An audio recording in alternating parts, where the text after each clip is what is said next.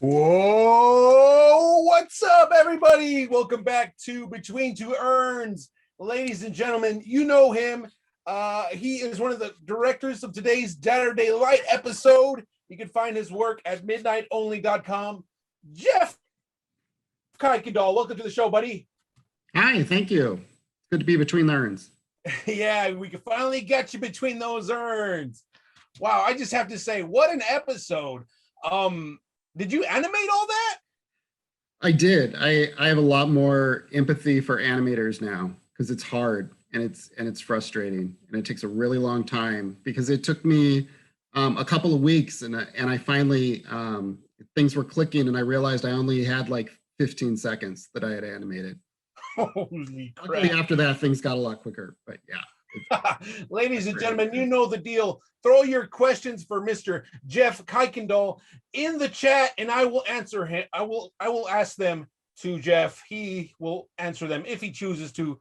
Jeff, your last name sounds like a football play. You know, Blue 42 Kuykendall. Is that what ancestry is that? German? It's Dutch. Oh, okay.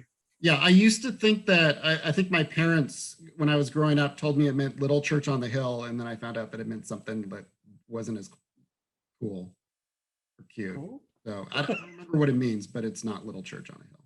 So. All righty. So, Jeff, may I call you Jeff? Yes. What got you into English and creative writing?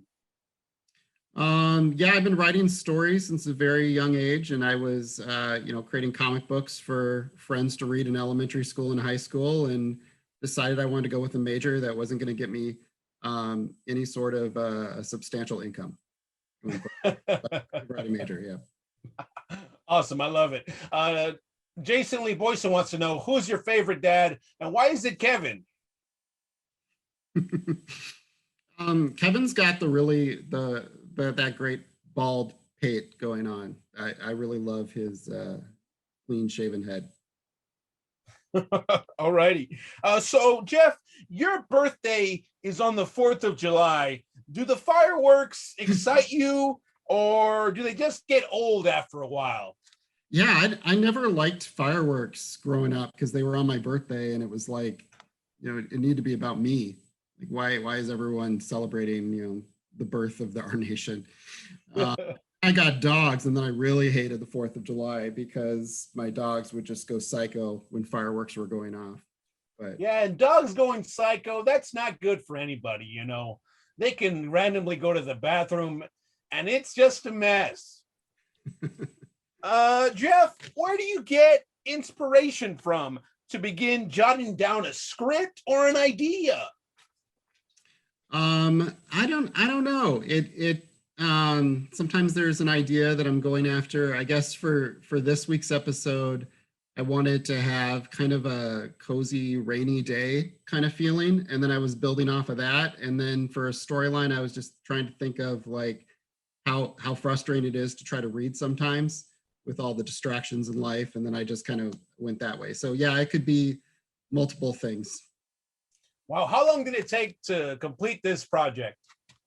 Maybe like 3 weeks, something like that. It would probably be better if I had more time, but wow. I really enjoyed it. Thank you. What can people find at www.midnightonly.com? Yeah, so that's a blog I've been doing for 10 years now. So this is the 10th year of it. It sort of celebrates watching movies late at night, cult movies, horror movies, science fiction movies, exploitation movies, and midnight movies. So I've been doing that for 10 years now. And for the 10th anniversary, I decided that I would actually write about midnight movies. So I was writing about movies like Pink Flamingos and Eraserhead and El Topo and movies like that. But yeah, just essays where I try to find, even in movies where you wouldn't think that there's anything that interesting going on, or that they're just pure exploitation, something that's interesting in them, or maybe poetic about them, or worth talking about. Rad.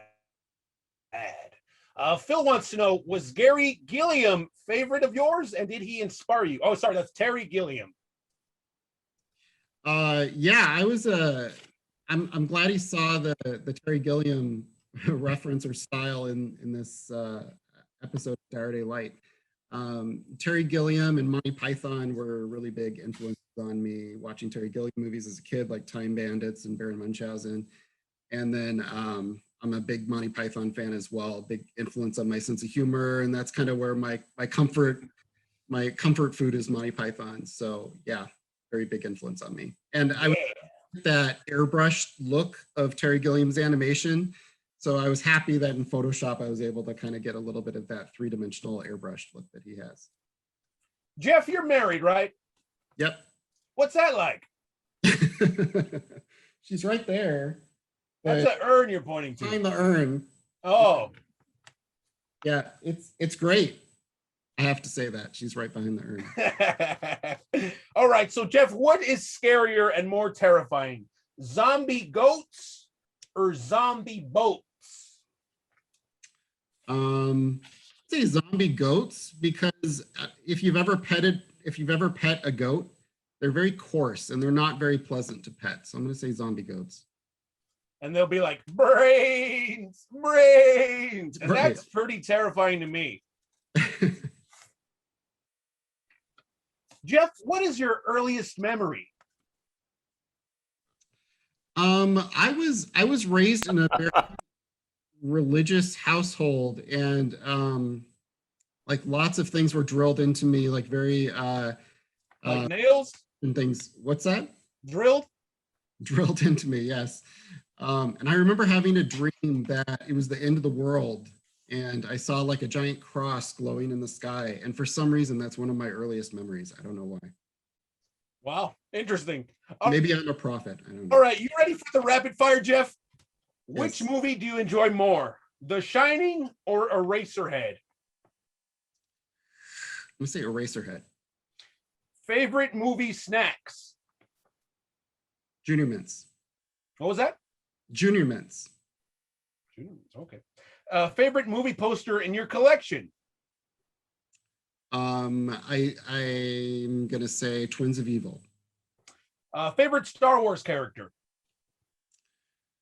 Han Solo. Favorite holiday? Halloween. Favorite classic movie monster? Dracula. And let me know this. Is the last video store real? Is it a real place? I want to go there one day. It is. So I built a video store in my basement. That was my pandemic hobby.